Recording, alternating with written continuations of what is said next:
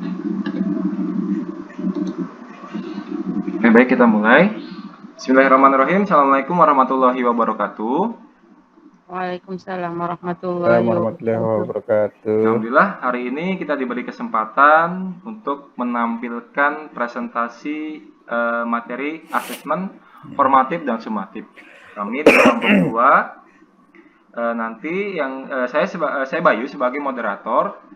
Nanti yang pertama ada pemateri atau fasilitator Pak Latin. Fasilitator yang kedua ada Ibu Nurjayanti. Fasilitator yang ketiga ada Ibu Emiliawati, dan yang terakhir, fasilitator yang terakhir ada saya, gitu ya. Untuk kegiatannya agar berjalan dengan lancar, pertama-tama marilah kita berdoa menurut kepercayaan masing-masing yang akan saya pimpin.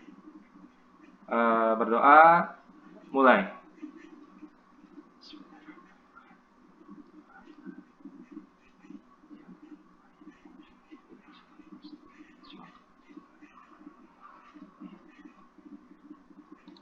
Berdoa selesai. Baik, sebelum ke pemateri, gimana kabar Bapak Ibu? Sehat? Alhamdulillah sehat. Alhamdulillah baik. Baik, agar untuk memakan waktu, saya persilahkan untuk Pak Latin untuk menyampaikan materi yang pertama. Bapak Latin, kami persilahkan. Sebentar. Ya, terima kasih saya sampaikan kepada Pak Bayu Wardana sudah memberikan saya kesempatan untuk memaparkan beberapa materi yang terkait dengan penilaian.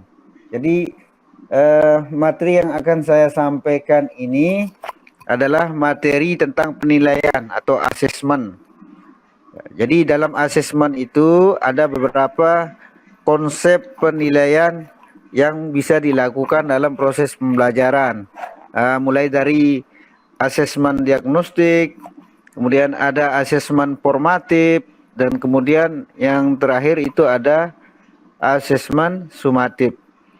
Untuk asesmen diagnostik ini biasanya dilakukan sebelum proses pembelajaran, ya, atau nama lainnya itu pengenalan terhadap psikologis anak, ya, atau pengenalan terhadap bagaimana kemampuan anak, minatnya, dan sebagainya. Nah, itu untuk diagnostik. Kemudian yang kedua ada namanya asesmen formatif, di mana asesmen formatif ini adalah proses evaluasi pemahaman, kebutuhan pembelajaran, dan kemajuan akademik selama proses pembelajaran. Asesmen formatif juga memantau pembelajaran murid, kemudian memberikan umpan balik yang berkala dan berkelanjutan.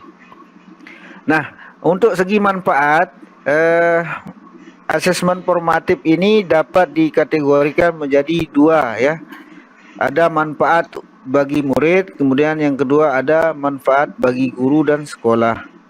Nah, untuk manfaat bagi murid ini, asesmen formatif berfungsi membantu murid mengidentifikasi kekurangan asesmen formatif. Kemudian yang ketiga, mengecek pemahaman murid. Ya, pemahamannya itu dari mana kita tahu, ya, dengan asesmen formatif. Nah, itu untuk guru. Kemudian untuk murid bisa mengevaluasi proses pembelajaran sendiri, ya. Jadi dengan penilaian ini dia bisa mengetahui bagaimana dia kemampuannya dalam proses pembelajaran. Kemudian yang kedua, membangun pengetahuannya sendiri. Kemudian yang ketiga, siswa bisa mengidentifikasi kekuatan dan kelemahannya dalam proses pembelajaran. Kemudian yang keempat, meningkatkan kemampuannya. Nah, itu yang dari segi asesmen formatif. Kemudian manfaat asesmen sumatif untuk guru, ini ada tambahannya lagi. Untuk guru dapat mengukur apakah murid sudah memenuhi capaian pembelajaran atau tidak. Nah, tahunya itu dari mana, ya, harus melalui asesmen sumatif. Kemudian yang kedua, guru bisa meningkatkan pengajaran dan pembelajaran selanjutnya. Jika pembelajaran anak tadi itu sudah ada peningkatan. Kemudian untuk murid memahami performanya di akhir unit. Jadi anak itu bisa tahu kemampuannya dalam proses pembelajaran itu di akhir unit pembelajaran atau biasanya di PTS, UAS dan sebagainya. Kemudian yang kedua, memahami apakah mereka memenuhi capaian pembelajaran. Jadi itulah manfaat daripada beberapa asesmen yang sudah saya terangkan tadi. Mungkin dari materi yang saya sampaikan ada kekurangan atau mungkin bisa ditambahkan oleh teman-teman yang lain, silahkan. Dari saya mungkin ini yang dapat saya sampaikan. Kurang dan lebihnya saya mohon maaf. Mohon maaf. Wabillahi taufiq wal hidayah. Assalamualaikum warahmatullahi wabarakatuh. Warahmatullahi wabarakatuh. Waalaikumsalam. Waalaikumsalam warahmatullahi wabarakatuh. Baik, terima kasih kepada Bapak Latin yang telah menyampaikan materinya. Baik, selanjutnya kita akan sampai ke materi yang kedua, yaitu Bu Nur Jayanti. Bu Nur Jayanti, saya persilahkan. Oke.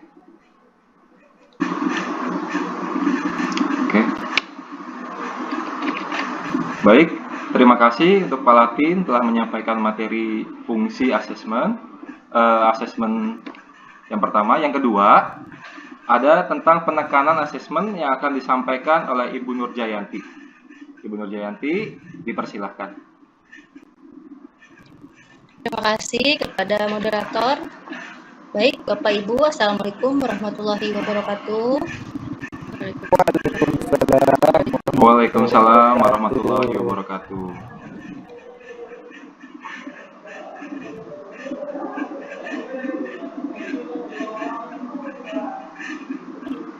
Akan menyampaikan tentang fungsi dari asesmen formatif dan juga sumatif. Baiklah, kita mulai saja ya. Apa saja fungsinya? Yang pertama, saat ini asesmen itu lebih menekankan pada penilaian terhadap pembelajaran.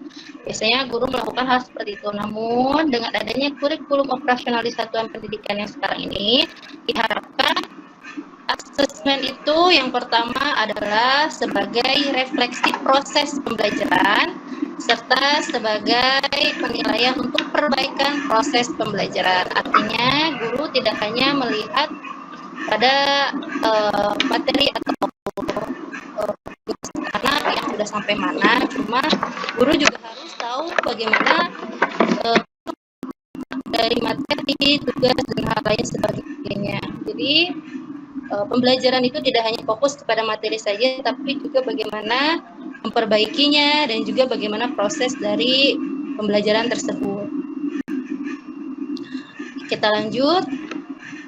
Fungsinya itu apalagi? Nah, ini juga sangat penting ya pada saat asesmen formatif, sumatif juga. Jadi pada kurikulum operasional di satuan pendidikan ini diharapkan guru memberikan proporsi lebih banyak pada pelaksanaan asesmen formatif daripada menitik beratkan orientasi pada asesmen sumatif. Artinya bahwa dalam proses itu guru harus bisa menilai setiap perkembangan kemampuan siswa. Jadi jangan hanya dilihat dari penilaian UAS-nya atau ulangannya saja. Baik, terus hal yang penting juga selanjutnya adalah jumlah asesmen. Jumlah asesmen formatif sebaiknya lebih banyak dibanding jumlah asesmen sumatif. Ini mengapa pentingnya harus keseimbangan jumlah penilaian dari formatif dibanding sumatif. Baik, selanjutnya asesmen formatif dapat membantu mereka mendapatkan nilai yang lebih baik dalam asesmen sumatif di akhir. Dan juga untuk mengoptimalkan keinginan pembelajarannya apa. Jadi maksudnya di sini sekali lagi bahwa asesmen formatif lebih penting dibandingkan asesmen sumatif. Artinya penting di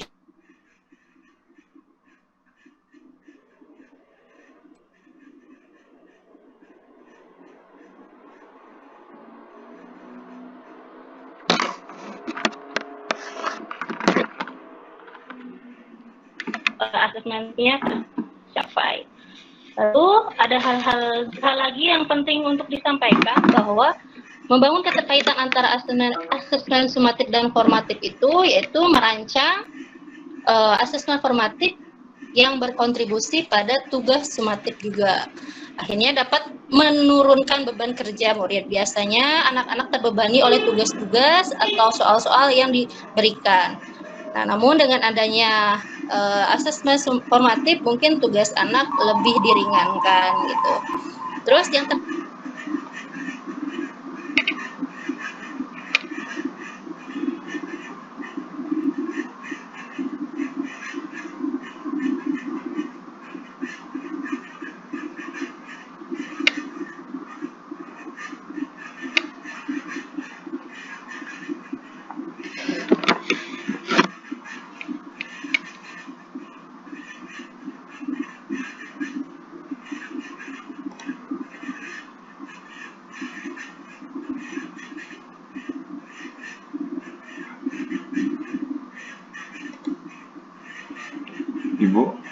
Ibu Nur.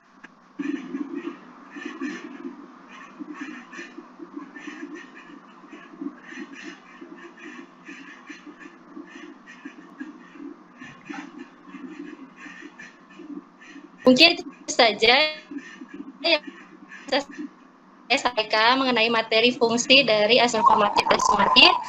Bila ada hal yang ditanyakan, boleh Bapak Ibu menanyakan.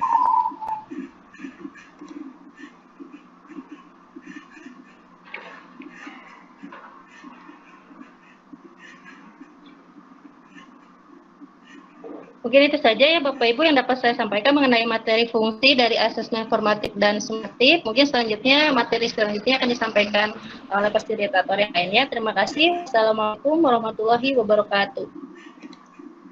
Waalaikumsalam warahmatullahi wabarakatuh. Baik, terima kasih untuk Ibu Nur Jayanti telah menyampaikan tentang penekanan pada asesmen formatif dan sumatif. Fasilitator yang ketiga ada Ibu Emiliawati. Mangga Ibu dipersilahkan.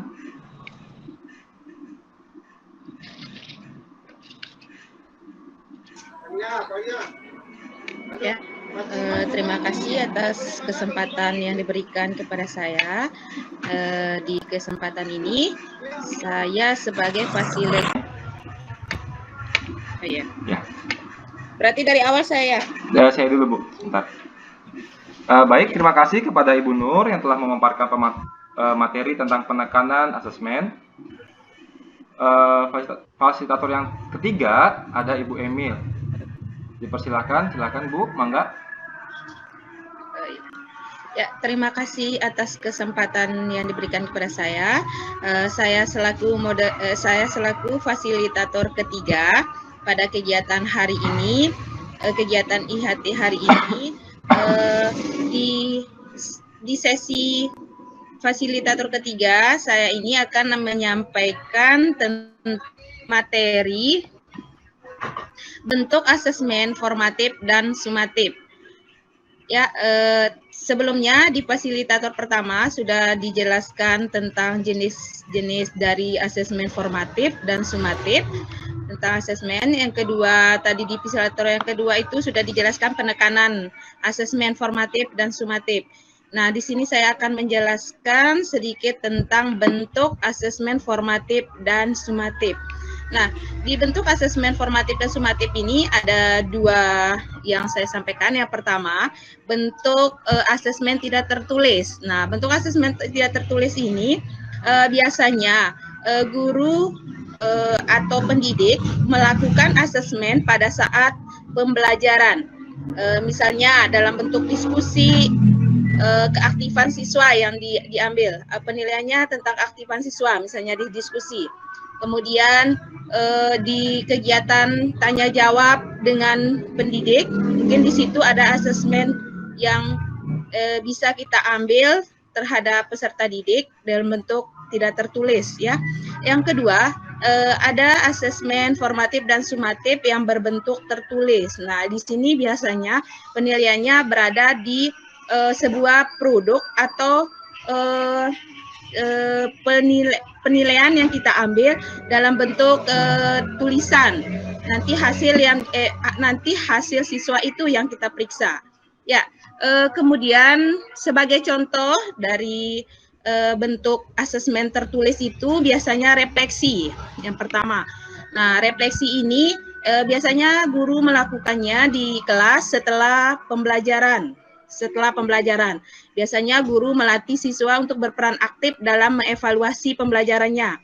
Kemudian biasanya kita bertanya kembali kepada siswa apa pemahaman mereka tentang materi yang kita sampaikan, di mana mereka belum mengerti dengan materi tersebut. Nah, di situ kita akan menilai keaktifannya mereka. Yang kedua biasanya kita di jurnal. Peserta didik biasanya kita ambil asesmen, asesmen tertulis ya. Kedua yang pertama di jurnal. Jurnal itu kita melatih kemampuan siswa untuk mengorganisasi atau mengekspresikan ide mereka. Misalnya contohnya seperti itu. Kemudian biasanya kalau di bahasa Indonesia khususnya materi kita biasanya ada nulis esai, membuat poster, seperti itu adalah masuk dalam penilaian asesmen tertulis. Kemudian kalau dalam bentuk tes tertulis, itu dalam hasil kerja mereka, yang ini dalam bentuk tes tertulis, ada biasanya kita kasih mereka kuis pilihan ganda, atau kuis pertanyaan, atau menerapkan umpan balik, kita bertanya, mereka menjawab, atau mereka yang bertanya, kita yang menjawab. Nah, kemudian contoh asesmen tidak tertulis. Nah, kalau untuk asesmen tidak tertulis ini, Bapak Ibu bisa menggunakan contoh diskusi kelas misalnya. Nah, diskusi kelas di sini biasanya kan kita membagi kelompok siswa dalam bentuk beberapa kelompok. Nah, di kelompok ini kita melihat keaktifan setiap peserta didik dalam kelompok tersebut. Nah, bagaimana mereka beraktif dalam bertanya atau memberikan pendapat dalam kelompok tersebut. Yang kedua, biasanya kalau dalam bahasa Indonesia, pelajaran bahasa Indonesia ada materi drama. Nah, drama ini kita bisa menilai siswa dari kemampuannya seni peran atau berkomunikasi dengan murid yang lain. Kemudian bentuk produk bisa. Kemudian presentasi di depan teman-temannya atau di depan kelas, bagaimana kemampuan mereka berkomunikasi atau mendorong siswa untuk memahami topik presentasi dengan baik. Kemudian tes lisan, biasanya tes lisan ini kalau kita sebagai guru, biasanya dalam bentuk ujian lisan ya, kita bertanya langsung siswanya yang menjawab. Seperti itu Bapak Ibu untuk materi bentuk asesmen formatif dan sumatifnya. Itu materi yang bisa saya sampaikan dalam kesempatan ini. Nanti di pertemuan berikutnya kita akan mengadakan diskusi lebih lanjut tentang asesmen formatif dan sumatif. Sekian dari saya. Assalamualaikum warahmatullahi wabarakatuh. Waalaikumsalam warahmatullahi wabarakatuh. Baik, terima kasih Bu Emil telah menyampaikan materi tentang asesmen.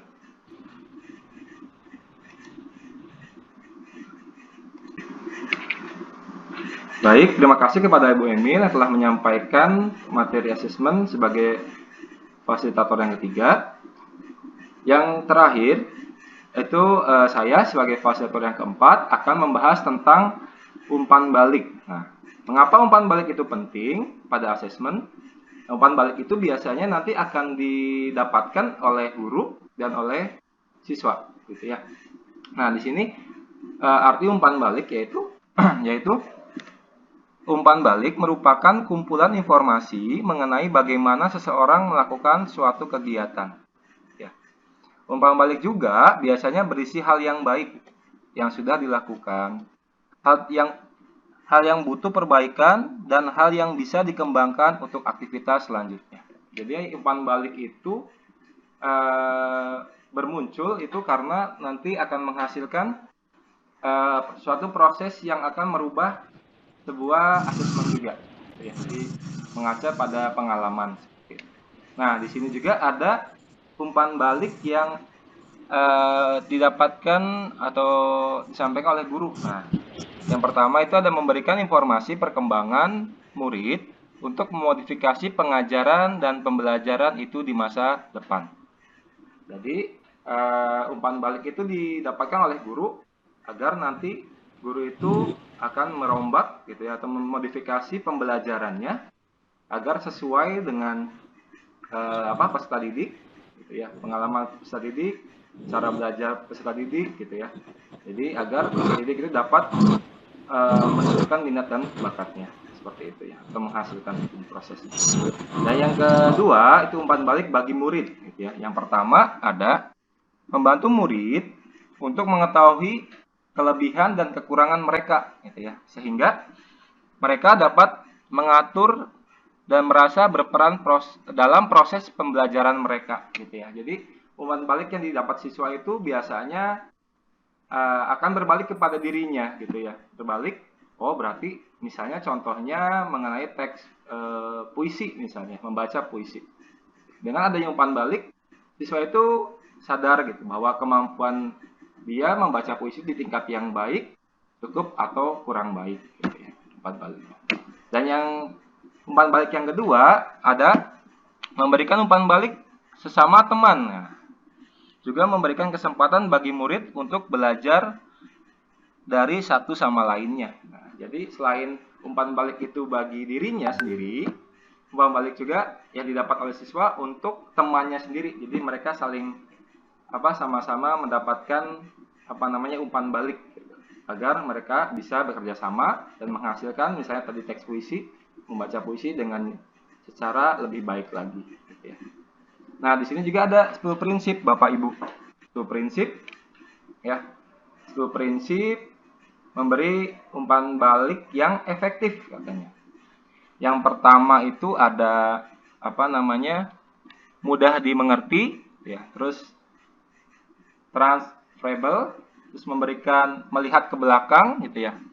Spesifik, terus lebih dari penilaian, tepat waktu, kontekstual, seimbang, melihat ke depan, dan selektif. Nah, 10 prinsip ini juga akan memberikan dampak yang baik gitu ya, bagi nanti perkembangan atau penilaian kepada peserta didik di pembelajaran yang akan datang gitu ya. Jadi mengevaluasi guru agar guru itu mendapatkan informasi lebih agar misalnya pembelajaran di kelas A ini kurang baik misalnya. Oh, berarti saya harusnya pakai metode ini atau cara ini gitu ya. Jadi untuk memberikan pengajaran kepada peserta didik di kelas yang tepat seperti itu.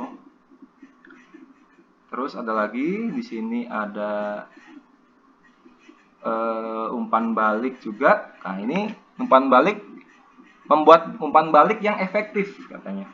Nah, yang pertama ada harus terdiri dari feed up, feedback, feed forward. Nah, katanya kalau feed up mengklarifikasikan tujuan dengan murid, feedback memberikan tanggapan atau pekerjaan murid dan kemajuan mereka. Yang terakhir ada feed forward, saran bagi murid untuk dipakai di masa depan menggunakan data dari feedback. Terus yang kedua ada membutuhkan tujuan dan sasaran yang jelas dan dapat dimengerti oleh murid dan guru. Terus yang terakhir, yang ketiga, memungkinkan murid untuk mengidentifikasi katanya apa yang mereka ketahui gitu ya, apa yang mereka pahami, di mana mereka membuat kesalahan, di mana mereka memiliki kesalahpahaman. Dan yang terakhir ada kapan mereka terlihat atau tidak terlihat dalam pembelajaran. Nah, itu umpan balik gitu ya. Terus ada selanjutnya katanya membuat umpan balik yang efektif. Nah, ini bagi guru Bapak Ibu. Nah, di sini ada bagi guru itu mempunyai banyak ya. Bagi teman juga mempunyai banyak nih katanya. Umpan balik bagi guru atau teacher feedback, pernyataan panduan untuk guru katanya. Biasanya ada apa saja komponen yang perlu ada, terus dokumen apa yang bisa dipakai oleh guru gitu ya, sebagai acuan gitu ya. Terus adakah atau format umpan balik yang sederhana, terus seberapa sering umpan balik itu harus diberikan, sebagai seberapa panjang dan detail penulisan umpan balik, Yang terakhir, bagaimana agar murid tertarik untuk membaca umpan balik dan mendapatkan manfaat yang maksimal. Nah, ini bagi guru. Nah, bagi siswa atau bagi temannya gitu ya. Pernyataan panduan untuk murid katanya, apa saja komponen penting yang perlu ada gitu. Yang kedua, apa yang bisa kamu pakai untuk membantu kamu memberikan umpan balik yang efektif dan objektif bagi temanmu. Yang ketiga, apa hal baik yang sudah dilakukan oleh temanmu. Yang keempat, ada hal yang bisa diperbaiki, keseimbangan bagi oleh temanmu. Terus yang kelima ada, apa yang bisa dilakukan oleh temanmu agar karyanya bisa lebih baik dan lebih baik lagi di kemudian hari. Dan terakhir ada informasi apa yang kamu rasakan, apa bermanfaat untuk membantu perkembangan diri temanmu. Nah, ini umpan balik ya. Jadi ada pertanyaan yang bisa merangsang umpan balik. Nah, seperti itu. Lanjut, di sini ada apa namanya, kalau kita sebutnya kayak grafik ya, grafik naik gitu dari bawah ke atas, atau misalnya contoh praktik baik memberikan umpan baik secara berjenjang dari awal sampai ke tingkat yang paling 1, 2, 3 sampai ke 5 gitu ya. Yang pertama ada klasifikasi, yang kedua ada penilaian, yang ketiga ada perhatian, yang keempat ada saran, dan yang kelima ada apresiasi. Nah, ini apa namanya, contoh memberikan umpan balik secara berjenjang. Biasanya itu berupa pertanyaan Bapak Ibu. Nah, gitu. Contoh saja satu ya di klasifikasi. Apa yang kamu maksud dengan? Nah, gitu. Jadi ada jawaban yang akan dijawab oleh siswa gitu ya Bapak Ibu. Baik.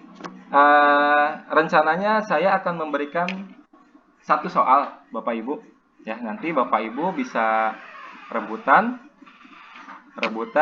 pertanyaan, nanti yang benar Bapak Ibu akan saya beri pulsa. Setuju nggak? Setuju ya? Satu pertanyaan, nanti ada Ibu Nur, Bapak Latin, dan Ibu Emil bisa menjawab rebutan siapa yang duluan. Kalau benar akan saya beri pulsa. Benar, Pak. Ya, oke. Siap, Bapak Ibu? Siap ya? Siap. Oke, siap. Baik. Soalnya diperhatikan ya, saya akan memberikan soal mengenai umpan balik sih. Baik. Umpan balik apa yang akan diterima oleh siswa setelah pembelajaran? Silakan berbicara. Silakan, siapa yang mau menjawab? Umpan balik apa yang akan diterima oleh siswa pada saat setelah pembelajaran? Siapa? Oke, Ibu Emil, silakan. Kalau menurut saya sih umpan balik yang diterima siswa setelah pembelajaran itu refleksi. Merefleksi. Ada lagi, Bu? Ya, refleksi pembelajaran. Refleksi pembelajaran.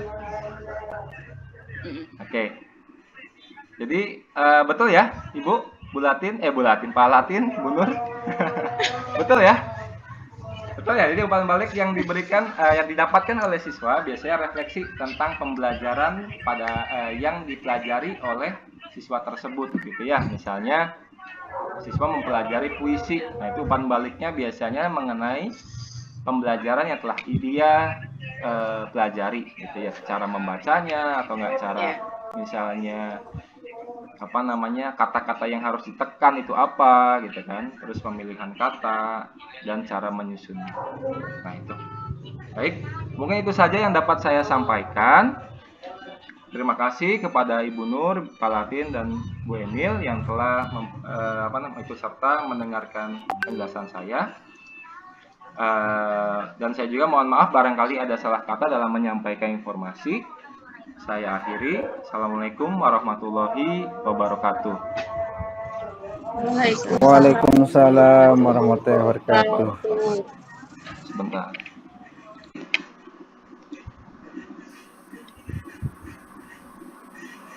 Baik, terima kasih kepada saya sendiri yang telah memberikan materi terakhir. Baik, mungkin presentasi penyampaian materi asesmen formatif dan sumatif yang telah disampaikan kelompok kami, kelompok 2, selesai. Saya selaku moderator juga mengucapkan terima kasih kepada Bapak Latin, Ibu Nur, dan Ibu Emil itu yang telah bersama-sama bekerjasama membuat video ini, gitu ya. Semoga pembelajaran kali ini mendapatkan memberikan hikmah yang baik ya bagi kita semua. Amin. Gitu ya. Amin, amin. Amin. Baik, saya akhiri. Terima kasih dan mohon maaf barangkali salah kata. Saya akhiri. Assalamualaikum warahmatullahi wabarakatuh. Waalaikumsalam warahmatullahi wabarakatuh.